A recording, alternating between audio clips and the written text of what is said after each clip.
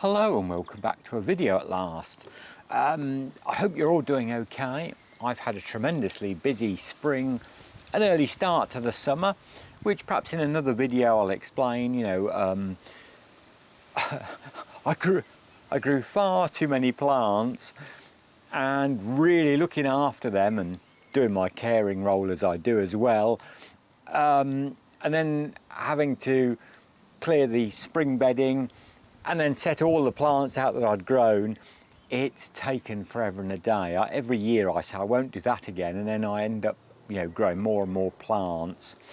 So that's why, unfortunately, and I don't like to repeat myself, you could do the same things every year, and watching somebody set bedding plants gets a bit like watching paint dry, doesn't it? But I will in time show you my display this year and what I've got, what I've grown.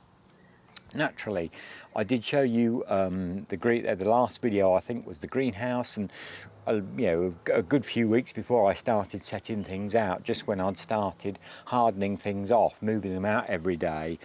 But a little video here. In the meantime, now I've got a little bit more spare time that the plants are set out. I've been finishing the summer house, the little summer house that I built last year. This is all built out of recycled timber. So this video is about fitting this Richmond solar garden pull cord light. It's really designed for sheds, greenhouses, summer houses and that kind of applications. This is supplied by the Solar Centre. I will put a link in the description below to their site. I have no connection with the Solar Centre.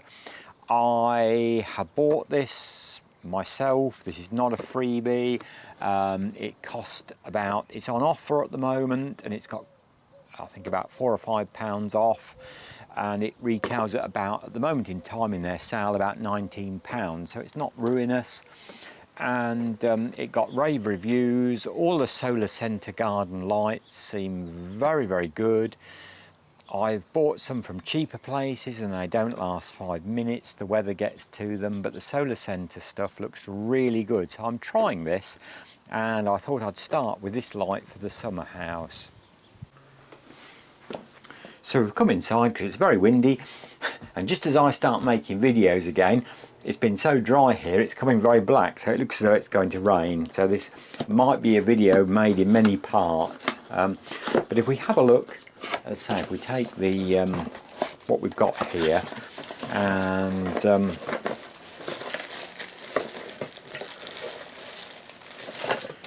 this is the first time I've looked at this, so I haven't had a look at this prior to this, but it's quite nice. That hangs down, and then you've got a pull cord switch there, like so, and then this bit here, I believe, is it's a nice big solar panel, which it's very much in the trees here. I've got the holly trees and then there's the hazel tree over there, but I'm going to try and mount the solar panel on this side of the roof. It does get quite a bit of light this time of the year. Just see how it goes. I might have to move that around, I presume. Probably does that. I suppose it's always better. Or you even get a little remote control, which is quite nice, isn't it? For the so it might be best if I read the instructions first and see what we've got to do. So I've decided to put the light. I've got it on a little cup hook there. They don't give you a lot of lead. I think I'm expecting the earth here. They don't give you a lot of lead from the switch to where the light is, and this is quite a pitch roof. But I've hung it on a little old cup hook there, and I'm going to, hopefully you'll see that, put the switch about there. If we get it right way round, I think that's the way it should go. There's plenty of lead then from the switch to the panel. So we will get that fixed on and I will screw that on. So I've got the solar panel fixed up onto the top of the roof. I don't think much of the solar panel bracket. I think that's very cheap and it doesn't give you, the solar panel still spins round, it just drops into that. And I think I'm going to have to find a better system because it gets very, as you know, I'm always going about the wind here, it's very windy here. I can see that blowing up and out the bracket. There's no way of fixing it into that bracket.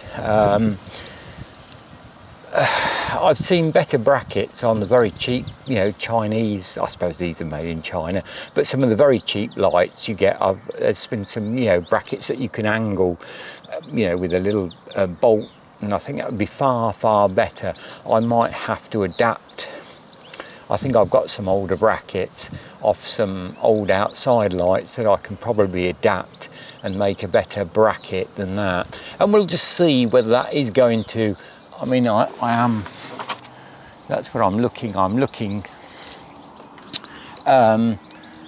of a bit west there, whether that's going to be sunny enough or light enough. There's a lot of trees here, but we'll see how it goes. That's all we can do. Not greatly impressed. The plug needs a damn great hole, obviously, to get out. Because it's got the plug on it and there's no other way you can do that. You can't take the plug off. But that's no problem. I shall seal up, fill up. This is you know, an old homemade summer house. I should get a little bit of ply and just put over that I can screw to that, and then if I ever want to take this down or remove the cable, I can just unscrew the ply, and that'll, you know, put a little saw cut in the ply, so the cable, and then it'll be all, you know, shan't get any water or mice or what have you coming in there. So that's it. I have the switch there installed and the light is up there. This should supposedly give you as much as a 40-watt light bulb. So we'll let it charge up now and then see what it does. If it does charge up, I think that's as much as I can do, and we'll come back, as I say, when it's charged up and see what it's like, if it will charge up. So I'm back 24 hours later now, and I've given it a good chance. Although it says between 1 and 3 days to fully charge, it's had 24 hours now, and so we'll pull the old cord, the switch down here, and see if we get a light. And we do, and it's not a bad little light actually. As I say, probably will get a little bit brighter than that as it, you know, gets fully charged. As I say, 'cause it's not been very sunny, it's been very windy and very cloudy here. So, and as I say, the solar panel isn't in the ideal position really, but it's obviously charging because it was totally flat when I fitted it. So there we go, and the switch works, and also got this as I said, we've got this little remote control as well, which seems a bit over the top, but let's see, we can also put it on with the remote. There we go, off and on. So yeah, for £19 I think it's a great shed light really, and overall I was quite impressed with it. I've tidied up my hole I had to drill up there where the cable goes through. As I say, there's a little bit of ply screwed on there that I can take off.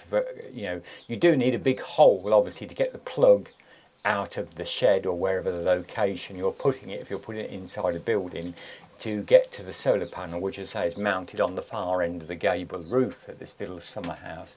So yeah, and as I say, the switch, it's pretty good, and as I say, for £19 I think it's a great little light. So as I say, there's the little homemade summer house now. It is all completed. I have totally finished it, and I'm well pleased with the outcome, and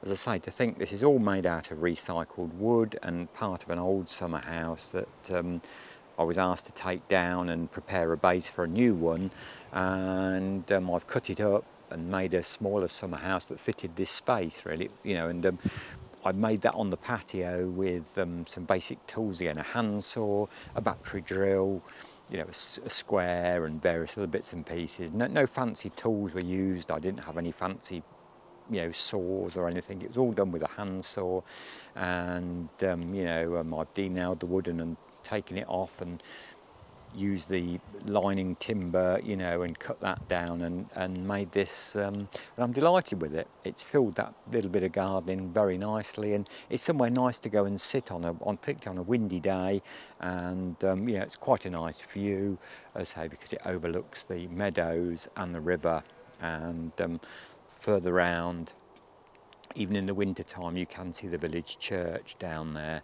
and the little town of Earls Barton over there, famous for its shoes. You might have heard of Barker's shoes, that they come from white shoes, come from Earls Barton, and the little village over there is a village called Ecton, over on the other side of the valley. So as always, thank you so much for watching, and I hope now I'm over my busy period to start making 1 or 2 more videos for this channel, and thank you to all the new subscribers and the comments that have been left, and sorry if I've not yet answered the comments. I will come back and have a look through them, and if I've missed any I will answer them. Life has been somewhat hectic these last few weeks, but as always, thank you so much, and as I always say to you, good gardening wherever you are in the world, and I'll catch up with you very shortly in another video. Until that point in time, my best wishes and bye for now.